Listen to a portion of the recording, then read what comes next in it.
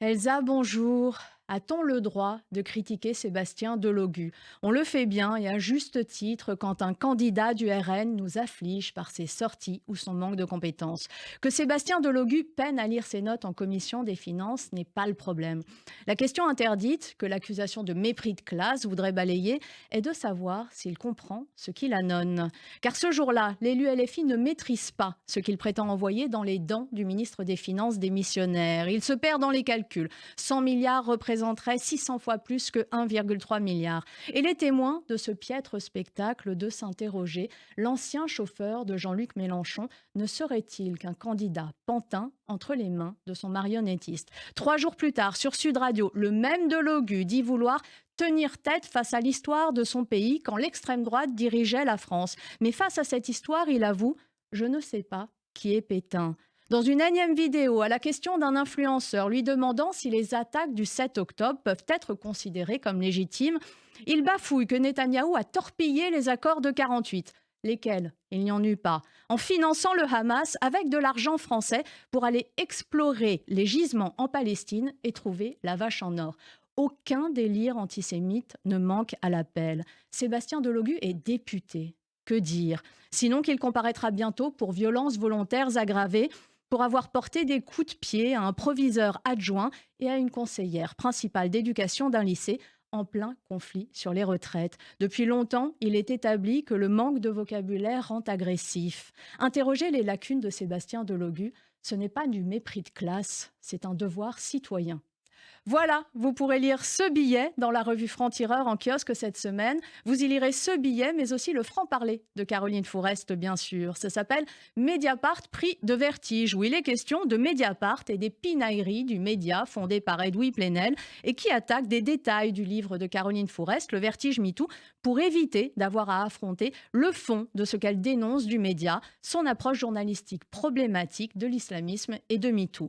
De MeToo, il est question justement dans le journal cette semaine, puisque notre titre, c'est Les prédateurs. Les prédateurs que sont Dominique Pellicot, l'homme qui drogua et fit violer la si digne Gisèle Pellicot par 83 hommes, l'abbé Pierre, dont de nouvelles accusations graves de multiples fellations forcées et des violences sexuelles sur enfants, le tout couverts par le Vatican, sont aujourd'hui révélés.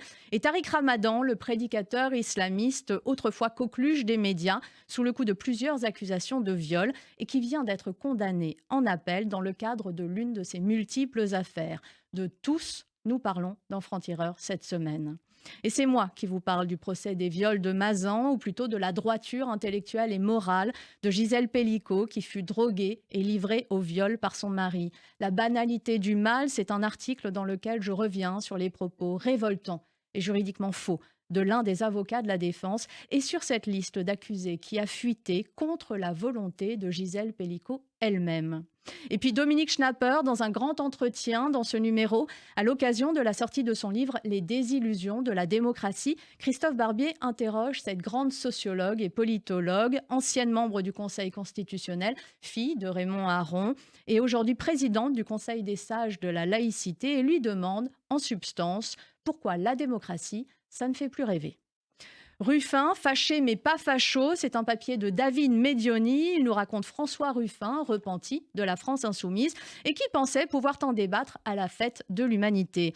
Mais qui s'est fait recevoir jusqu'à être comparé au fantôme de Doriot, ce communiste devenu collabo, une acmé bien vite atteinte, tout autant absurde qu'édifiante.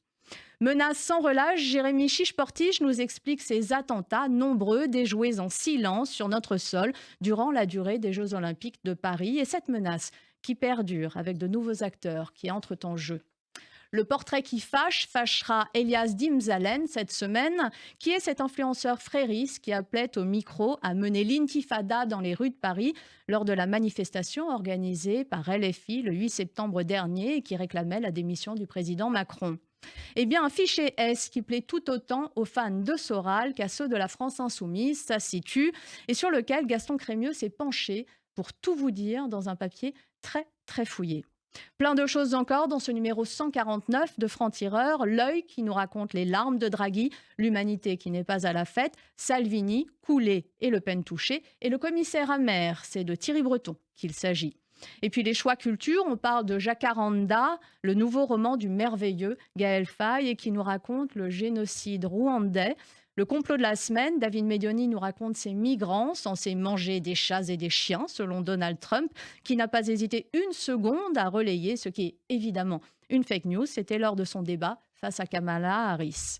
Et comme chaque semaine, l'éditorial de Raphaël Enthoven, La faute de l'abbé, et qui nous parle d'un homme, l'abbé Pierre, 2 fois mort et désormais privé de résurrection. L'œil du philosophe décide cette semaine de voir plus loin que le juste châtiment réservé à celui dont on sait désormais trop des horreurs qu'il a commises, en allant questionner le célibat des prêtres. Raphaël Enthoven nous explique cette semaine pourquoi déboulonner la statue de l'abbé Pierre évite à l'Église de se poser la question de la pertinence ou de la folie d'une règle dont on ne sait que trop qu'elle participe des nombreux crimes sexuels qui ont lieu au sein de l'Église catholique.